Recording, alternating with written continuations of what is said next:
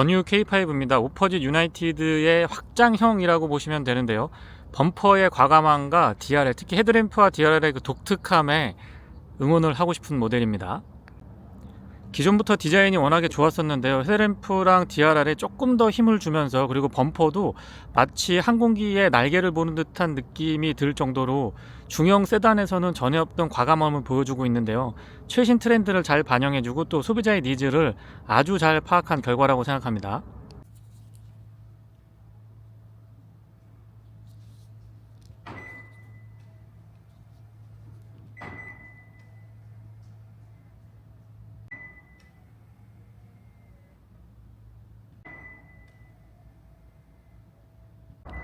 키 언락을 했을 때 바깥쪽 도어 손잡이의 간접 조명은 뒤쪽에는 안 들어오고요. 보시는 것처럼 앞쪽에만 적용이 되어 있습니다. 도어를 열었을 때 붉은색 등 같은 게 있어서 뒤쪽에서 차량을 인식했으면 더 좋았을 것 같은데, 그런 부분들은 살짝 아쉽고요.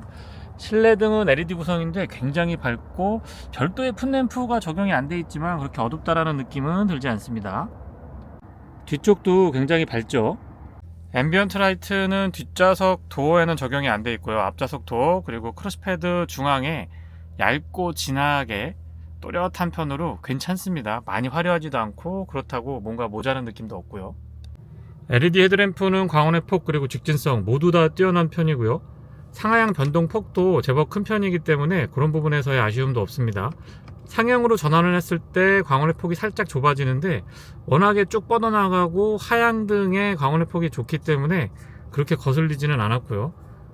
레벨 조절은 0레벨에서 3레벨까지 가능한데 한 레벨씩 내려볼게요. 레벨 간극도 되게 일정한 것 같아요.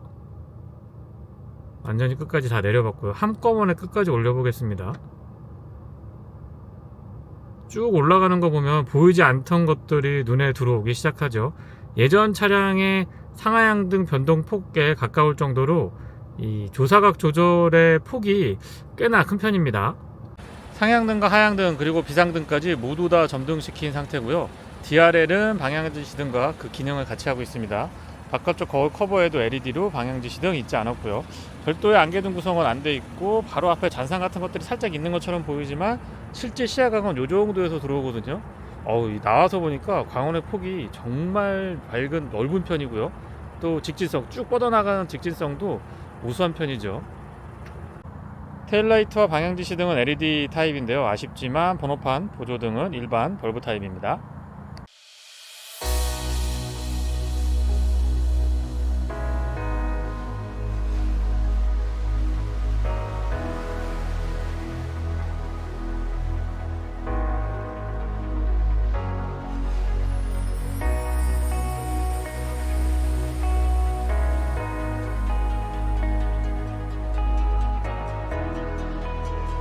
직렬 4기통 2리터 자연흡기 엔진이 장착되어 있습니다. 배기량은 1999cc고요. 최고 출력은 160마력, 토크는 20.0kg/S입니다. 6단 자동 기어랑 매칭이 되고 전륜 구동입니다. 파격적인 전면 디자인 그리고 후면부의 변화에 비교를 해보면 측면에서는 크게 변화를 느낄 수가 없는데요. 앞뒤 범퍼의 끝을 보면 조금 더 날렵해지고 과감해졌다는 느낌들을 간접적으로 받을 수가 있습니다. 휠은 블랙픽이라고 해서 시그니처의 최고급 트림에 해당이 되는데요. 블랙 컬러의 블랙 휠이 아주 매칭이 좋네요. 휠은 18인치, 19인치 선택이 가능한데 시승 차량은 현재 18인치고요. 타이어 사이즈는 235, 45, 18입니다. 사이드 스커트는 별도의 기교를 부르지 않고 바디 컬러랑 같이 깔끔하게 가져가고 있고요. 블랙핏 같은 경우는 아웃사이드 미러도 이렇게 블랙 유광으로 처리가 되어 있습니다. 주유구 커버는 푸시 타입이고요. 안쪽에 캡을 많이 돌리지 않아도 되기 때문에 사용이 편리하죠. 후측면에서는 루프에서부터 트렁크 리드 부분까지 매끈하게 떨어지는 라인이 너무 예쁘고요. 특히나 크롬으로 몰딩 처리를 해주고 있는데 그런 부분들이 과하다는 느낌은 들고 있지 않습니다. 테일램프의 변화가 조금 있긴 한데요. 앞쪽은 과감하고 완성도도 좋은 편인데, 후면부에서 봤을 때의 수직하고 수평을 적절하게 활용하고 있는 이 테일램프는 약간의 적응이 필요한 것 같습니다. 디퓨저도 공격적으로 디자인 잘 해주고 있고요. 머플러는 운전석에는 없고요. 조수석 뒤쪽으로 바닥을 향해서 싱글 타입으로 채택이 되어 있습니다. 그리고 파워 트렁크가 적용이 돼서 한결 편해졌는데요. 버튼을 살짝 누르면 동작하고요. 진작 적용이 됐었어야 되는데 이제라도 저는 환영을 합니다. 트렁크 공간은 기존부터 워낙에 좋았고 안쪽에 마감 처리 같은 것들도 아주 꼼꼼한 편입니다. 레버 잡아당기면 이 등받이 접을 수가 있는데요, 6대4로 분할돼서 접히고요. 아래쪽에 공간은 깊숙하게 파여 있고 여기에도 스티로폼 같은 걸로 꼼꼼하게 잘 짜여져 있어서 활용도가 조금 있는 편이죠.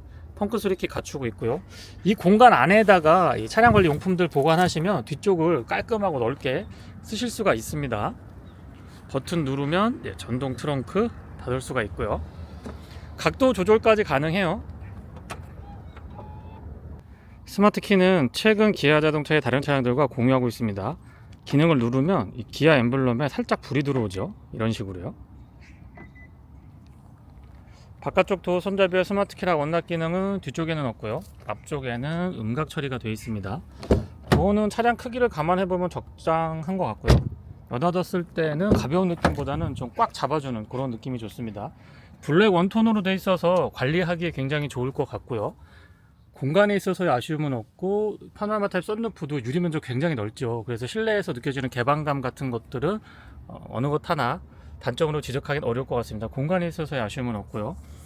도어 디자인도 기존하고 같은 형태를 유지하고 있으면서 이런 소재 같은데 조금 더 신경을 쓴 것 같아요. 윈도우 컨트롤은 올 오토 타입 적용이 돼 있고요.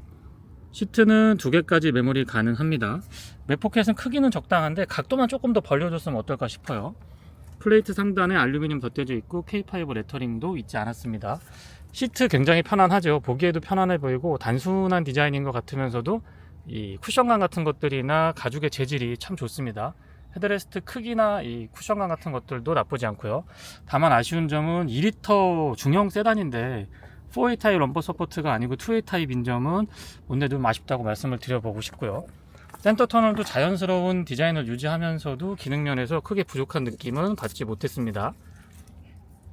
페달은 금속과 고무가 혼합이 되어 있어서 좀 스포티하면서도 고급스러운 느낌들 잘 표현해주고 있고 풋레스트는 조금 더 적극적이었으면 어떨까 싶은 생각도 있어요. 레버 잡아당기면 본넷 오픈 가능하고요. 무릎 에어백 포함이 되어 있고 틸팅 앤 텔레스코픽은 4웨이 수동입니다. 조사각 조절은 0레벨에서 3레벨까지 가능하고요. 전동 트렁크 버튼이 이쪽에 큼직하게 자리하고 있네요. 낮에 보더라도 앰비언트 라이트는 보이고요. 파노라믹 커브드 디스플레이 12.3인치 2개 클러스터랑 AVN이 연결되어 있는데 이 부분 하나만 가지고도 사실 신차라는 느낌은 굉장히 많이 크게 다가옵니다. 스티어링 휠은 3스포크 타입이면서 아래쪽에 이 실버, 은은한 실버로 포인트를 주고 있는데 나쁘지 않고요. 시동은 버튼 타입입니다.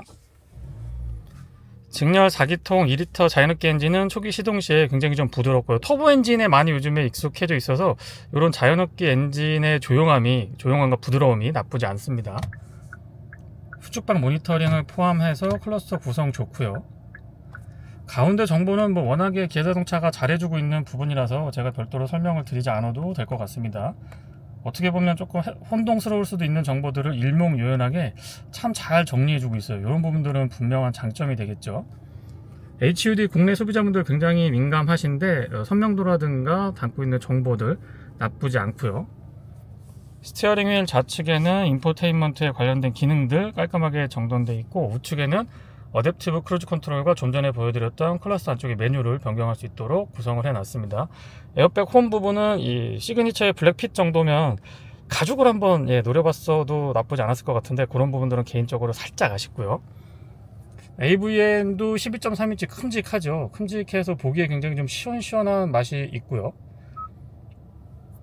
기본 메뉴 구성은 기존하고 같고 CCNC 같은 최근 이 스트리밍 서비스를 좀 보완해서 최근 트렌드를 잘 반영을 했습니다. 왓챠나 웨이브 같은 것들 가입하면 얼마든지 활용을 할 수가 있습니다.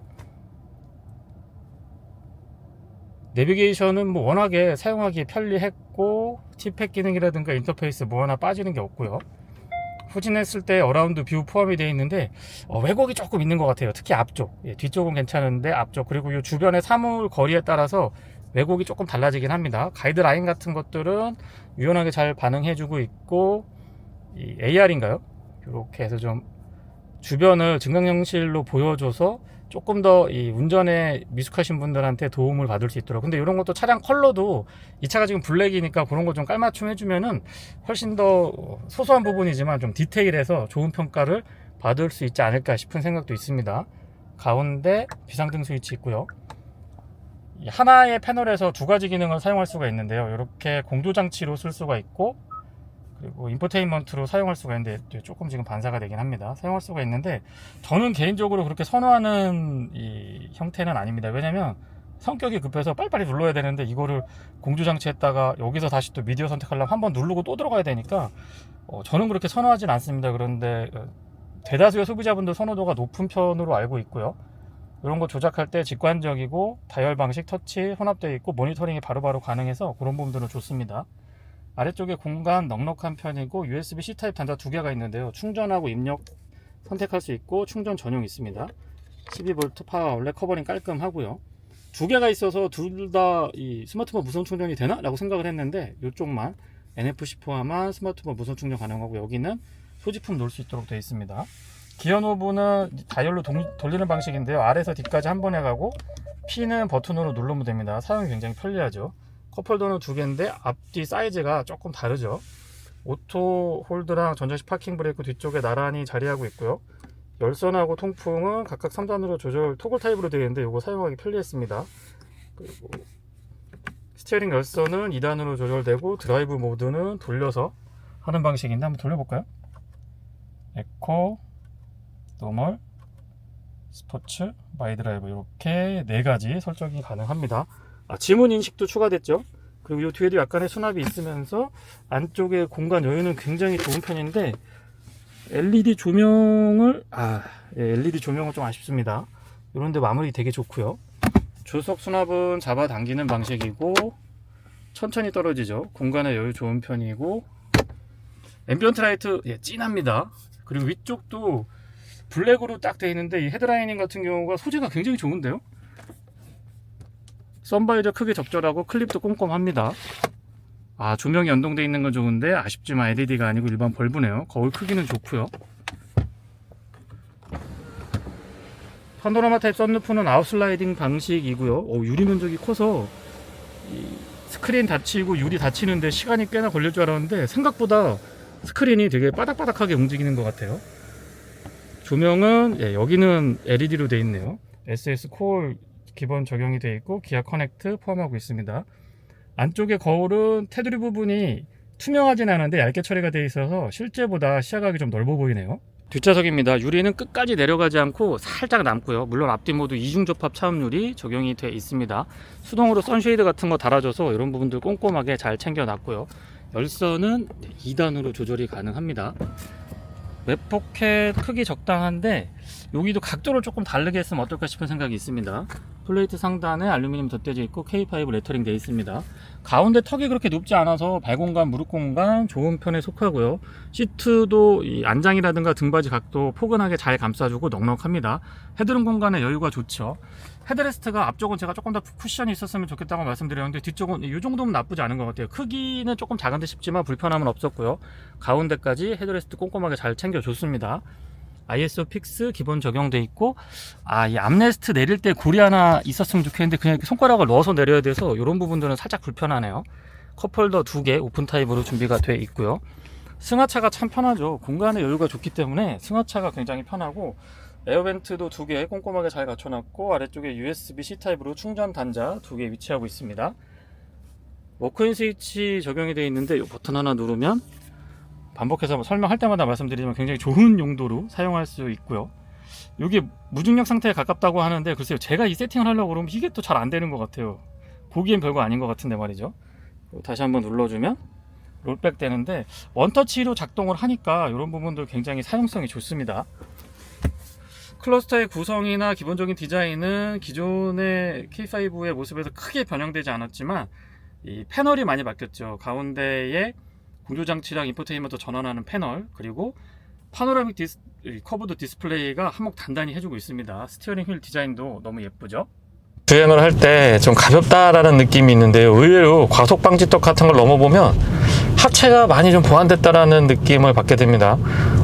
쇼바만 앞쪽 쇼바 마운트 위쪽에 스트럿 타워 링이라고 해서 링이 하나 추가가 됐는데요. 별거 아닌 것 같지만 이 과속 방지 턱을 넘을 때도 약간의 묵직한 느낌 같은 것들 적절하게 구현을 해주고 있고, 특히나 이 핸들링이 가볍게 휙휙 돌아가고 뭔가 좀 보타도 많이 해줘야 되고 이런 불안한 감 같은 것들, 그런 게 참 잘 잡혔습니다.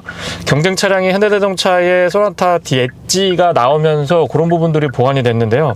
K5 신형에도 그런 부분들이 같이 보완이 되어 있습니다. 앞뒤 디자인의 변화, 그리고 실내에서 상품성을 개선한 것들 뿐만 아니고 눈에 잘 보이지 않는 부분까지 긍정적인 변화들이 있었죠.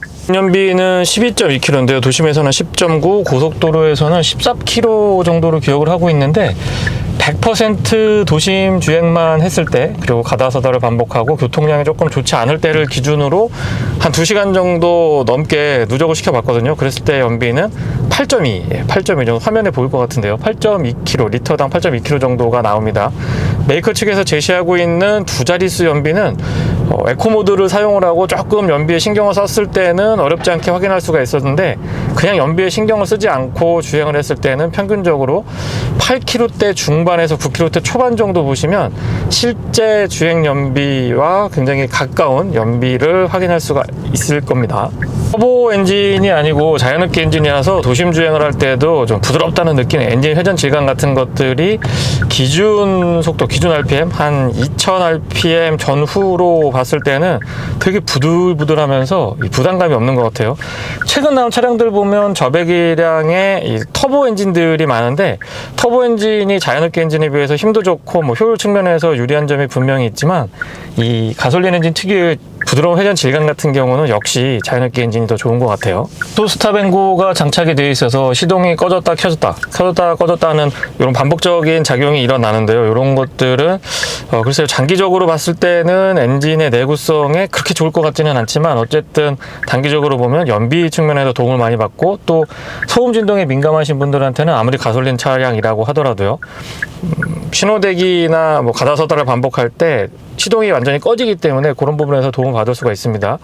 그리고 자연흡기 엔진이라서 제가 회전 질감이 마일드하다, 굉장히 좀 부드럽다라고 말씀을 드렸었는데, 특정 조건이긴 합니다만은 기온이 낮은 요즘 같은 날씨에, 기온에 시동 건 지 얼마 되지 않았을 때 아이들링 시에 약간의 이 잔진동 같은 것들이 차체에서 조금 느껴집니다. 핸들 쪽에서는 안 느껴지고요. 이 의자 쪽에서 조금 느껴지는데, 이 부분은 이 시승 차량의 특성일 수도 있고요. 또 기온의 영향을 받는 부분이기 때문에 추가적인 확인이 필요하다고 생각합니다. 약간의 진동 같은 것들이 올라와요.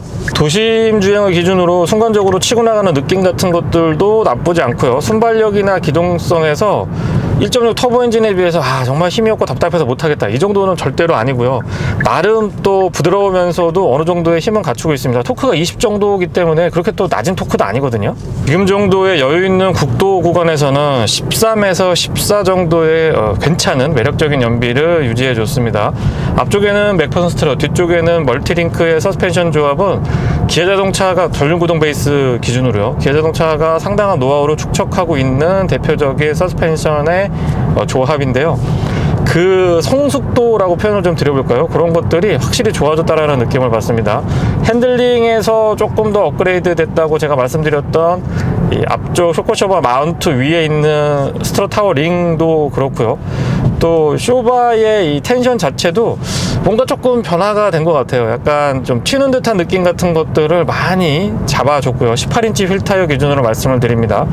참고로 블랙핏, 시그니처의 블랙핏 옵션으로 19인치가 선택 가능한 걸로 제가 알고 있는데, 이 차에서 19인치는 개인적으로 좀 무리라고 보고요. 18인치만 되더라도 외관에서 봤을 때의 보기 좋은 비율을 유지하면서도 또 연비나 아니면은 이 코너링 같은 데서의 장점 같은 것들도 나름 또 적절하고요. 딱 좋은 것 같습니다. 어쨌든 승차감에서도 조금 개선이 있었다라는 점 말씀을 드려보고, 오토 스탑앤고 시동이 꺼졌다 켜졌다 할 때의 이런 잔진동 제어 같은 것들도 좋아졌습니다. 차량의 크기는 이 중형 세단이라는 게 그런 것 같아요. 공간에 있어서, 크기에 있어서의 부담도 없고 공간에 있어서의 아쉬움도 없으면서 적절한 운전의 재미를 느낄 수 있는 딱 좋은 것 같아요. 약간 아래로 가기에는 뭐 4인 가족 기준으로 장거리 가고 그러면 살짝 좀 실내 공간이 아쉽다라는 느낌을 받게 되고, 너무 또 위로 가면은 차량 가격이라든가 유지할 때 좀 부담스러운 것들이 있거든요. 그래서 크기는 어떤 경제적으로 유지 측면에서도 그렇고, 차량을 타고 이동하고 이렇게 사용할 때도 그렇고 딱 적정하다라는 생각이 듭니다. 브레이크는 초반에 조금 부드러운 느낌이 들지만 예전에 비교하면은 굉장히 칭찬을 해주고 싶을 정도로 보완이 많이 됐고요. 이 정도라고 하면 일상에서 과격하게 하드코어한 어떤 와인딩 로드를 즐기시거나 좀 너무 과격하게 운전하시는 분이 아니시라면 크게 브레이크 계통에서 아쉬움을 느끼기는 어렵지 않나 싶은 생각이 듭니다.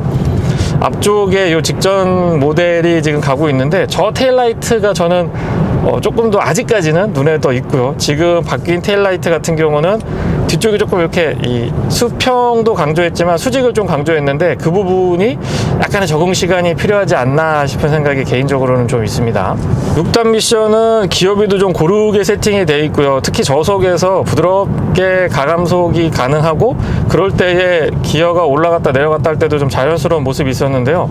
한 가지 아쉬웠던 점은 특정 조건에서인 것 같긴 합니다만, 약간 이 초반에 저속에서 튀는 듯한 느낌, 비슷한 게 간헐적으로 느껴지긴 했거든요. 아마 세팅 문제보다는 조금 길들이기가 더 필요하지 않았나 싶은 생각을 하고 있는데, 그런 부분에서는 추가적인 확인이 필요하다라고 생각이 들고, 만약에 이게 반복적으로 구현이 되는 현상, 증상이라고 한다면 기아자동차에서 소프트웨어 업그레이드를 통해서 개선을 해야 되지 않나 싶은 생각도 있습니다. 개인적으로 블랙 하이그로시 내장재를 별로 안 좋아하거든요.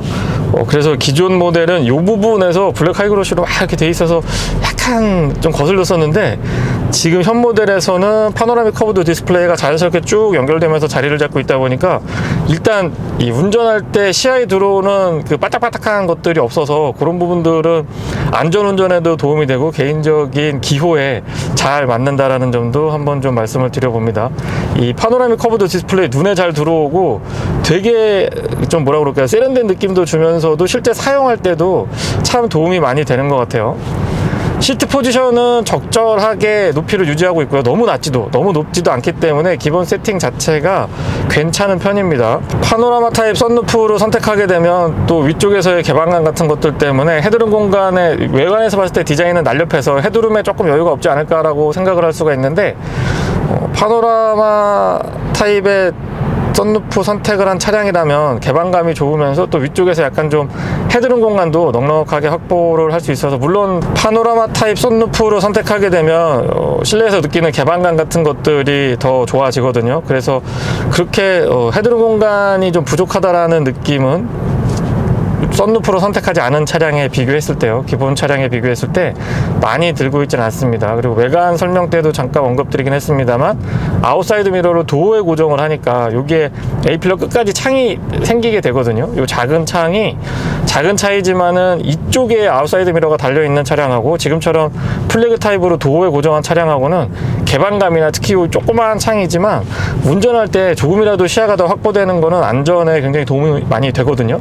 그래서 그런 부분에서 참 좋았다라는 점도 말씀을 드려봅니다. 그리고 바깥쪽에서 봤을 때의 비교를 해보면 안쪽에서는 A필러가 생각보다 좀 두툼하게 처리가 되어 있는 것 같은데, 그렇다고 운전 시야를 방해하거나 그러지는 않습니다. 아스팔트 도로가 아닌 지금처럼 시멘트 포장에서는 기존에는 약간 좀 튀는 듯한 느낌을 받았거든요. 이 정도 속도에 지금 이 구간에서는 약간 튀는 듯한 느낌을 받았었는데, 그런 부분들이 참 제어가 잘 되어 있는 것 같아요. 참고로 타이어 공기압은 34에 맞춰놓고 시승을 하고 있습니다. 속도로에서 스포츠 모드로 전환을 하고 주행을 해보면 기본적으로 K5는 중형 세단 치고는 조금 스포티한 편에 속합니다. 주행 질감도 특히나 이 서스펜션의 반응 같은 것들이 다소 튄다라고 느끼는 분들이 계실 정도로 조금 스포티한 성향을 보여줬는데요. 현재에도 부드러운 쪽이냐 단단한 쪽이냐 라고 하면 약간 단단한 쪽에 가깝기는 합니다. 하지만 고속주행에서의 이 스티어링의 안정감 같은 것들이 보완이 됐고, 서스펜션에서 잔진동 같은 것들도 이 페이스리프트 직전 모델하고 비교를 해봐도 많이 개선된 걸 느낄 수가 있고요. 차이 그렇게 민감하지 않으신 분들이 주행을 해보더라도 차이가 좀 난다라고 느낄 정도로 그런 부분들은 대응을 잘 해주고 있습니다. 안드로이드 오토 무선으로 연동을 해서 지금 사용을 하고 있는데, 클러스터 안쪽에 내비게이션의 요약 정보, 목적지 알려주는 요약 정보, 그리고 HUD까지 연동이 돼서 이런 부분들은 기본 탑재되어 있는 맵뿐만 아니고 안드로이드 오토를 사용을 해서 무선 연동을 했을 때에도 내비게이션 T맵에서 송출해주는 정보들을 클러스터랑 HUD에 같이 보여줍니다. 소음하고 진동도 개선이 좀 됐는데요. 이중접합 차음유리가 적용이 되어 있거든요. 앞뒤 모두 되어 있고, 워낙에 유선형으로 바디가 매끈하게 뽑아져 있기 때문에 이 풍절음이나 공무원 같은 것들, 특히 바람의 저항을 그렇게 많이 받는 디자인은 아니지만은 어쨌거나 시속 100에서 120 정도까지 속도를 좀 높여 보더라도 측면에서 이 바람 소리 같은 것들에 대한 억제력이 꽤 괜찮다는 느낌을 받게 됩니다. 그리고 18인치 휠 타이어 스펙을 감안했을 때도 이 노면에서 올라오는 타이어 마찰음 같은 것들이 제법 또 제어가 잘 돼 있는 편이죠. 물론 이 타이어 자체가 소음이 그렇게 심한 편은 또 아니거든요. 연비는 복합 기준으로 12km 초반이고요. 고속도로에서는 14.1 정도로 제가 기억을 하고 있는데, 어댑티브 크루즈 컨트롤 사용을 해서 80에서 100 정도, 에코 모드 설정을 하고 최대한 연비 주행을 했을 때에는 16.3까지도 확인을 할 수가 있었고요. 평균적으로는 14km 후반에서 15km대 초반 정도는 크게 연비에 신경을 쓰지 않더라도 꾸준하게 유지를 해줬습니다. 드라이브 모드는 총 4가지 지원을 해주는데요. 에코, 노멀, 스포츠, 마이 드라이브 이렇게 설정을 할 수가 있는데, 스포츠 모드는 다른 모드에 비해서 엔진의 반응, 미션의 반응 같은 것들이 사뭇 다른 느낌 잘 전달이 됩니다. 근데 노멀하고 에코는 잘 모르겠어요. 예, 모드 간의 편차가 그렇게 크지 않아서 스포츠 모드만 다른 모드랑 좀 차별화가 되고요. 에코 모드랑 노멀 모드는 크게 그렇게 변화가 있다라는 느낌은 받지 못했습니다. 스포츠 모드에서 킥다운을 해보면 우웅 하면서 엔진 회전음은 올라가지만 그에 비해서 나가는 거는 터보 엔진에 많이 익숙해져서 그런지 약간 좀 소리에 비해서는 더디지 않나라는 생각이 드는데, 막상 또 나가는 이 속도계를 보면은 그렇게 안 나가는 것도 아닙니다.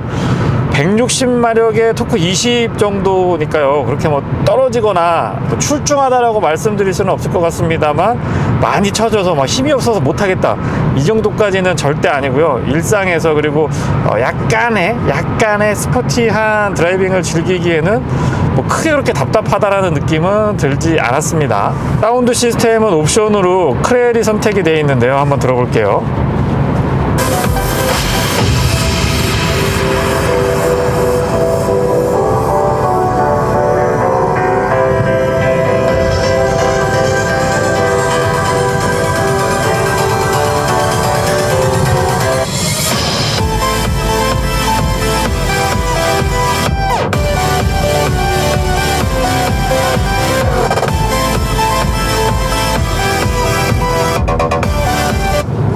저 같은 막귀인 사람한테는 고음, 중음, 저음 때도 또렷하고요.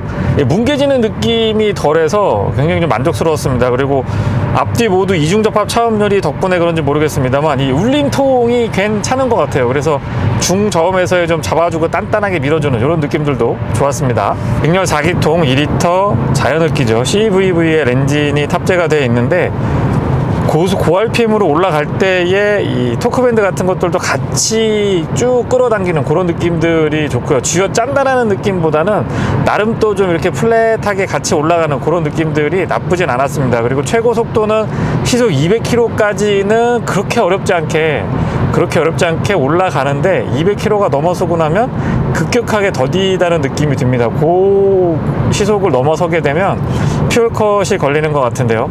6단 미션으로 이 정도의 조합이면은 저는 일상에서 크게 부족함이 없다라고 생각이 들고, 전체적으로 미션하고 엔진의 매칭 같은 것들도 이 정도까지는 괜찮은 것 같아요. 예.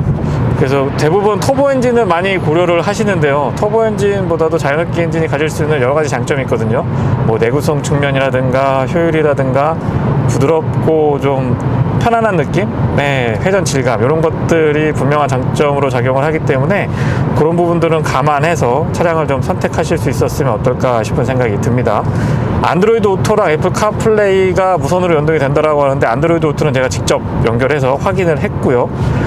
애플 카플레이는 확인을 해보지 못했습니다만은 아무튼 이 차량의 인포테인먼트에 관련해서는 저는 아쉬움이 없는 것 같습니다. 시네마 메뉴에서 들어가면 왓챠라든가 웨이브 같은 것들, 다양한 스트리밍 서비스도 같이 활용을 할 수가 있는데, 그런 부분들도 분명한 경쟁력이라고 생각을 하고요. 또 국내 소비자분들이 이런 안전장비라든가 편의장비에 특히 민감하기 때문에 그런 소비자의 니즈를 아주 잘 파악해서 기아자동차가 스마트하게 적용 잘 했다고 봅니다.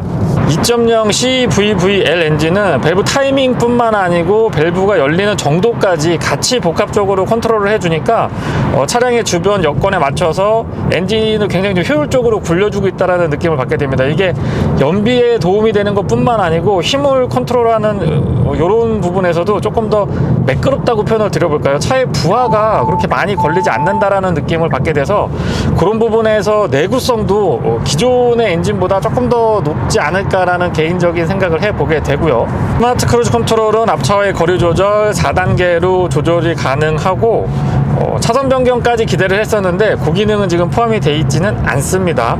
하지만 앞차와의 간격이 일정하게 단계마다 정확하게 유지를 해주는 점, 그리고 가속하고 감속도 꽤나 매끄럽습니다. HUD에 지금 화면에 잡힐지는 모르겠는데 뒤 후측면에서 오는 차량을 모니터링하는 게 HUD에도 표시가 되고요.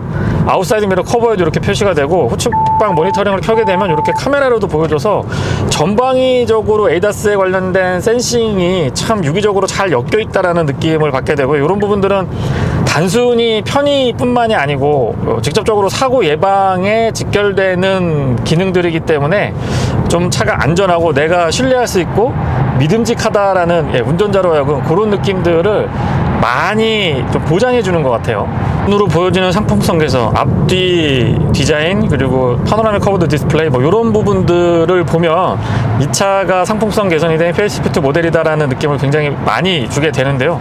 그런 것보다도 최근에 기아자동차의 트렌드를 보면 눈에 잘 보이지 않는 부분, 서스펜션의 셋업이라든가 셰시의 강성을 보강한다든가, 아니면 소음을 유발하는 부분의 이 몰딩이라든가 실리콘 같은 것들을 재질을 변경을 한다든가 모양을 살짝 변경을 해서 조금 더 정숙하고 조용한 실내를 유지할 수 있게끔 해주는 그런 페이스리프트의 방향은 저는 굉장히 바람직하다라고 보고 있고요. K5 페이스리프트 모델에서도 그런 부분들은 중간중간에 제가 설명을 많이 드리긴 했습니다만 여실히 드러나고 있어서 개인적으로 굉장히 좀 긍정적으로 보고 있고 응원을 아끼지 않고 싶은 부분입니다. 잘 해주고 있는 부분이죠. 그의 반응은 초반 담력이 조금 부드럽다라는 느낌이 들거든요. 그렇다고 헐겁거나 브레이크가 밀리거나 예전에 불평불만을 많이 이야기하셨던 그런 과거의 국산차 브레이크랑은 거리가 멉니다. 하지만 초반에서 약간만 벗어나더라도 꾸준하게 담력 가져가고 있기 때문에 차가 좀 든든한 맛이 든다고 표현을 좀 드려볼까요? 반면에 이 차는 본격적인 와인딩 로드를 즐기시거나 과격하게 차량을 몰아붙여서 스포츠 드라이빙을 즐기는 그런 차량이 아니기 때문에 적어도 일반적인 그냥 일상에서 주행을 한다라고 가정을 하고 말씀을 드리면 브레이크 계통에 대한 불만도 크지 않다라는 점도 전달을 좀 드려보고요. 4일간 시승을 했는데요. 평균 연비는 10.8km가 나왔거든요. 메이커 측에서 제시하고 있는 12km대는 안 나왔고요. 제가 평균적으로 테스트해보는 조건을 보면 초고속 주행도 해보고 풀브레이킹 테스트도 해보고 급가속도 해보고 일반적인 조건은 아닙니다. 좀 약간 극단치로 몰아붙여도 보고 또 일반적인 조건에서도 같이 확인을 해서 요거를 더했을 때 10km, 10.8 정도 나왔다는 거는 연비 부분에서도 이 CVVL 엔진이 확실히 기존의 밸브 타이밍만 조절하는 것보다는 양까지도 조절을 해주니까 힘에 있어서의 운영, 그리고 연비 측면에서 조금은 더 좋은 모습을 볼 수 있었던 것 같네요. 네, 이상 더 뉴 K5 2.0 시그니처 트림의 시승기를 마치겠습니다. 고맙습니다.